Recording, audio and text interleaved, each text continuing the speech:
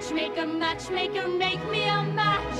Find me a find, catch me a catch. Yenta the Matchmaker is one of the endearing characters in Fiddler on the Roof, a story about 19th century Europe. But today, in 21st century America, there are real-life Yentas who are very much alive and very much in demand. For ultra-Orthodox Jews, the matchmaker is as essential to marriage as the bride and groom. Without a matchmaker, boy and girl are not likely to meet, and that's just the first step in an important process.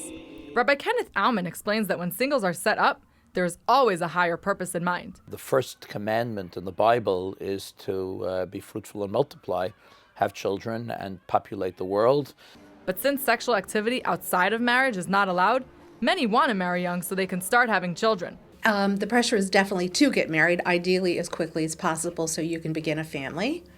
And depending on the community customs, it may be earlier or later. But as a rule, the earlier the better, and the more children the better. But some feel the system makes dating too difficult. Seeing more older, available singles, many ask, is there a matchmaking crisis? A crisis, because fewer matches and marriages are threatening to a religion that holds being fruitful and multiplying in such high esteem. But socializing between the sexes is not encouraged, and physical contact is forbidden. Boys and girls are separated at schools, camps, and even at weddings. Others can meet in school or at social events, but Orthodox Jews usually don't. It's possible that a young man and woman might meet on their own in one of these settings, but it's not the norm. And therefore, to facilitate meeting, you need some kind of a system that is going to allow young people to meet. That's why they have the Shidduch, or matchmaking system.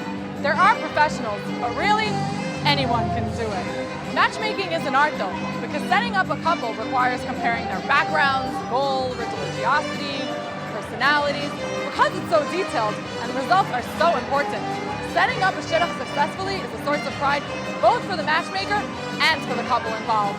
Ahuva Cherns is a professional matchmaker, or shadchan. She's made more than 40 matches, or shidduchim. She works with her couples every step of the way. You know, as a shadchan, the role is not just to set people up, but to really hear their needs, hear what's going on in the relationship.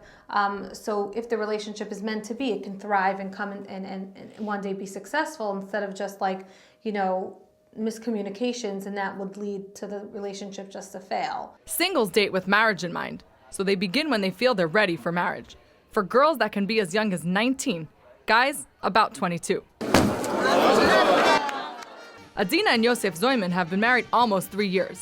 They dated for 5 weeks, married 3 months later, had their first child 10 months later, and their second 16 months after that. The Zoyman's shadchan doesn't set up matches professionally. Adina and Yosef were actually her first shidduch. I had a teacher there that I was very close with, and her family. I had a friend, and my father had a friend who lived in Israel, who they were old friends, so I used to go to him for Shabbos meals, and his daughter was her teacher.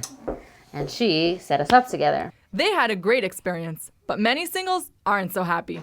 There are no official statistics, but everyone says guys get tons of shidduch suggestions, while girls get fewer offers. Many matchmakers have more than twice as many eligible females in their files.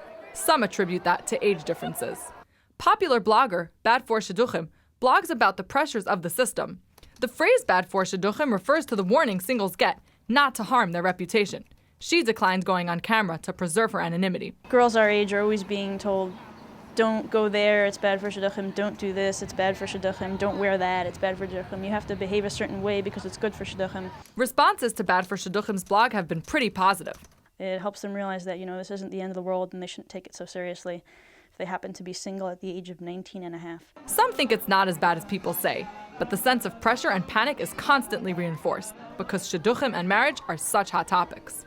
Psychologist Michael Solomon says the questions people ask about potential dates are sometimes too detailed and border on ridiculous. Actually, if I took out a checklist and we went through it, you would see, who cares what school you went to for kindergarten? A small minority of couples meet outside the shidduch system. Yehuda Solomon says a matchmaker doesn't have to be involved. It doesn't have to be strict. So, people want to make it seem like it's a canonized process. Like, there's only one way to do it. And if you do it any other way, you'll be ostracized or you're just not being considered conventional. Good. You aren't being conventional. That's fine.